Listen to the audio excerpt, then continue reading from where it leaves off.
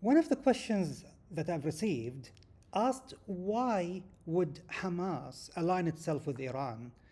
What is their motive? What is their thinking? And in order to answer this, we have to explain a regional alliance in the Middle East called the Axis of Resistance. The Axis of Resistance consists of Iran, of the Iraqi militias, also known as the PMUs or the Popular Mobilization Units, mostly Shia units that were formed in order to counter ISIS when ISIS started its campaign of terror in Iraq in 2014. Also the Afghani and Pakistani Shia militias that were recruited by Iran to fight in Syria against the Syrian Free Army, the Syrian Al-Qaeda, the Syrian Daesh, and the Syrian other factions that were fighting against Assad. They are called Fatimiyun and Zainabiyun.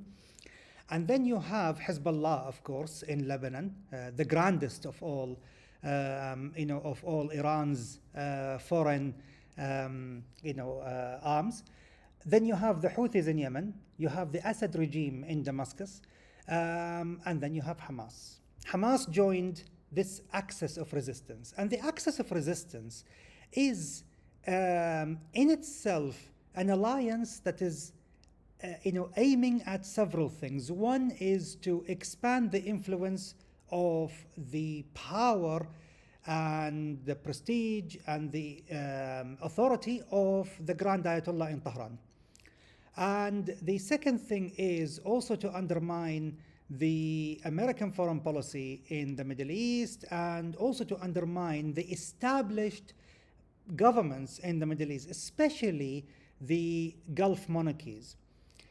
And the third aim is the ultimate destruction of the state of Israel. So Hamas, encouraged by that third aim and goal of the axis of resistance alliance, joined them. And it is not known when that really happened, but I think it was more or less 2009 when Ismail Haniyeh, the then leader of Hamas inside Gaza, traveled to Iran and to Tehran to seek their blessing and their aid, and of course that led to Hamas being slowly integrated into the axis of resistance alliance.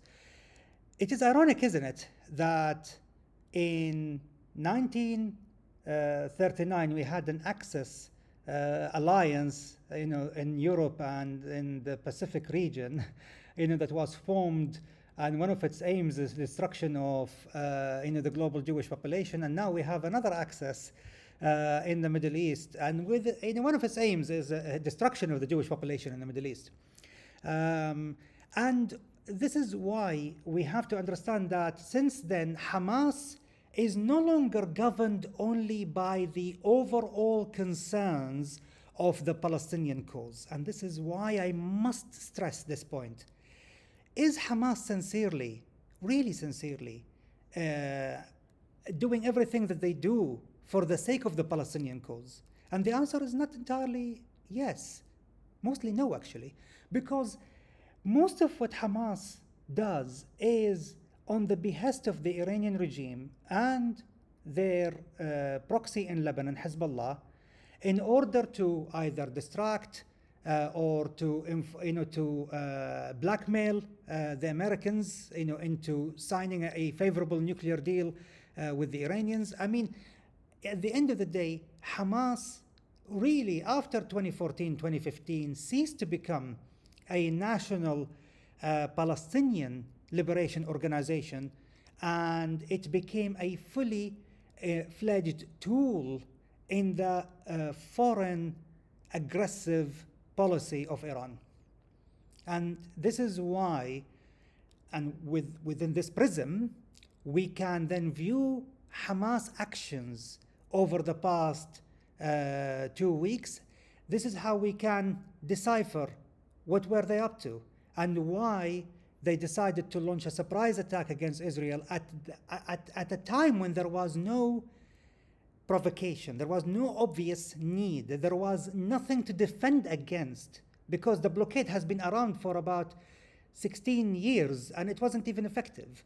And how wasn't it effective? Because they have thousands upon thousands of missiles they were able to import the material for, from across the world, plus the ammunitions and the weapons and the smuggling that was taking place. And therefore, the idea that somehow they were so desperate is not entirely accurate. We have to view Hamas actions based on the overall arching policies of Iran and its allies in the region. And we will explain this more over the coming Q&A videos. Thank you.